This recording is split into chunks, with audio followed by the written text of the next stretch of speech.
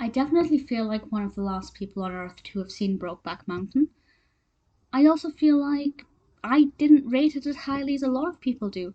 I think the message is wonderful. I think the characters are incredible. But the narrative itself is really poor. Not a lot happens, and one can argue that maybe that's so we can focus on the characters. But I still feel like they could have made the key plot points a bit more interesting, maybe given us something a little bit more fascinating in between the scenes where the characters are developing or having pivotal moments. I'm not going to go into too much detail about that because I don't want to spoil anything, and I certainly won't give away any spoilers. It was released in 2005. It is a neo-western. Now I love westerns, but I do like my westerns to be westerns. This is set in the 60s, and I don't have a problem with that. That's absolutely fine, of course, but it doesn't have the vibes of a western that I would have wanted. So straight away, for me personally, that's something about it that I didn't enjoy. But obviously, because the main theme is homosexuality between these two cowboys, if they'd set it further back in time, a lot of the reception would have been different, a lot of the characters' actions and attitudes would have been different as well. So I can completely understand why that decision was made, and based on the costumes and the language, I feel like, they've captured the 60s well enough that it seems believable and realistic. Ang Lee directing it has done a beautiful job. We have some gorgeous views of and from Brokeback Mountain, some great camera work during the more intimate scenes. The directing and the visual quality of it, absolutely brilliant. So the narrative itself, if you're unaware, is basically about this, forbidden homosexual relationship between two cowboys. Jack, played by Jake Gyllenhaal, and Ennis, played by Heath Ledger. And obviously they realise that they can't be together because of all of the repercussions that would come out of that.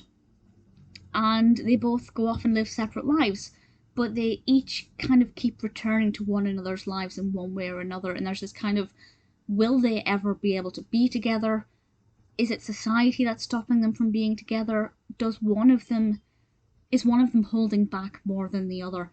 And I'm not going to say who kind of instigates the relationship, but I find the actions to be very believable. Maybe a bit too presumptuous. How do I explain this without giving spoilers? Okay, so basically one of them makes a move on the other person, and I feel like it's presumptuous that they assume that the other person wanted that. You see it a lot with heterosexual relationships in films, of course, but with homosexual relationships, it's a bit more presumptuous on their part, especially given the reception and the attitudes at the time. I hope that makes sense. I can't really explain it without spoiling it. I'm just going to pretend that you understand what I'm saying. And the way in which that relationship is portrayed when Ennis and Jack are together, I think it's beautiful to watch. It's very sensitively done. I feel like it's very realistically done. And I feel like the characters' actions and, how do I say it, the morning after, I feel like those scenes are exceptionally well done. You can certainly detect this feeling of guilt and, I don't want to say remorse, but of worry and anxiety almost in some of the characters' eyes. I'm saying some of because one of them feels it more than the other. I don't want to kind of give away too much about the different characters' personalities and the way in which they approach their relationship, because it certainly has a fundamental role in the development of the characters. And it is the characters that make this wonderful. The performances are fantastic. As I said, the narrative itself is kind of dull. What happens when they kind of go and have their separate ways and their own families and are, well, maybe not necessarily in denial, but are trying to put their relationship behind them because it's the 60s. What actually happens and the scenes with their families when they're not together and they're just on their own, I find it really dull, and I just feel like they could have made it a bit more gripping without making it seem far-fetched or almost farcical with how ridiculous some of it would become.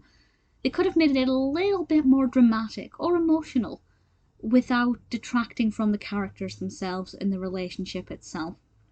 But aside from that, I did find it quite enjoyable. It's not the most western of westerns, if that makes sense. It's, you know, I would say that it's a drama, a romantic drama first and foremost, and then a Western.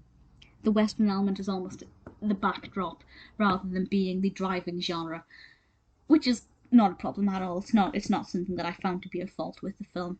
I liked it. Quite pleased I've seen it. Do I think it lives up to the hype?